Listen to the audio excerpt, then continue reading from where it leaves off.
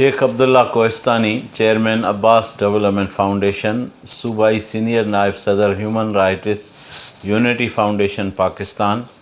अॼु 23 मार्च असांजे वतन अज़ीज़ मुल्क पाकिस्तान इस्लामी जमहूरिया पाकिस्तान जे आज़ादी जे लाइ जेका करारदाद पास थी हुई उन जो यादगार ॾींहुं आहे।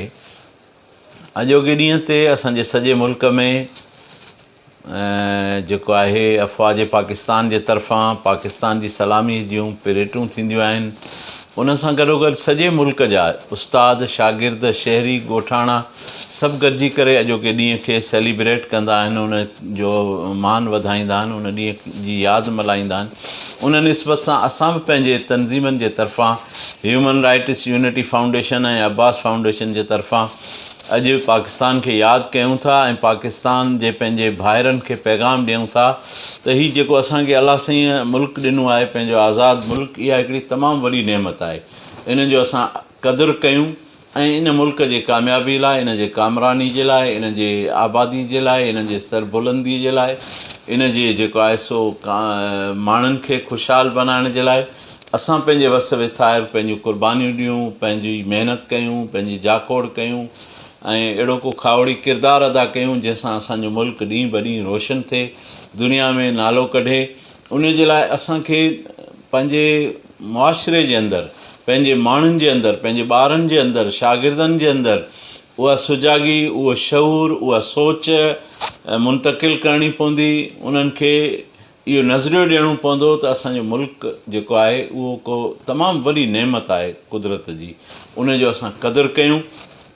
अॼु ॾींहं ताईं असां पंहिंजे मुल्क जे लाइ, पंहिंजे लाइ त सभु कुझु कयो हूंदोसीं, पर मुल्क जे लाइ असां उन लेवल ते ख़ैर ख़्वाही जो जज़्बो रखी उहे कोशिशूं न वठी सघिया आहियूं जंहिंसां असांजो मुल्क सुरख़ुरुस थिए। इहा त अलाह जी महिरबानी आहे जो असांजे मुल्क खे कुदरत मालामाल कयो आहे। उन जे अंदरि कई पंहिंजूं नेमतूं समायूं आहिनि ऐं असांजे वॾड़नि जिन हिन मुल्क खे क़ाइमु कयो, उन्हनि पंहिंजे जान जूं बाज़ियूं लॻाए, पंहिंजा जीअ घोरे, पंहिंजूं क़ुर्बानियूं ॾेई हिन मुल्क खे आज़ादु करायो। अॼु असां सभिनी मुल्क वासियुनि जो फ़र्ज़ु थिए थो त असां पंहिंजे मुल्क खे ख़ुशहाल बनाइण लाइ पंहिंजूं कोशिशूं वठूं। असांजो मुल्क हक़ीक़ी माना में जमहूरी ऐं इस्लामी सल्तनत साबित थिए, उन जे लाइ असां पंहिंजूं ख़िदमतूं सर अंजाम ॾियूं।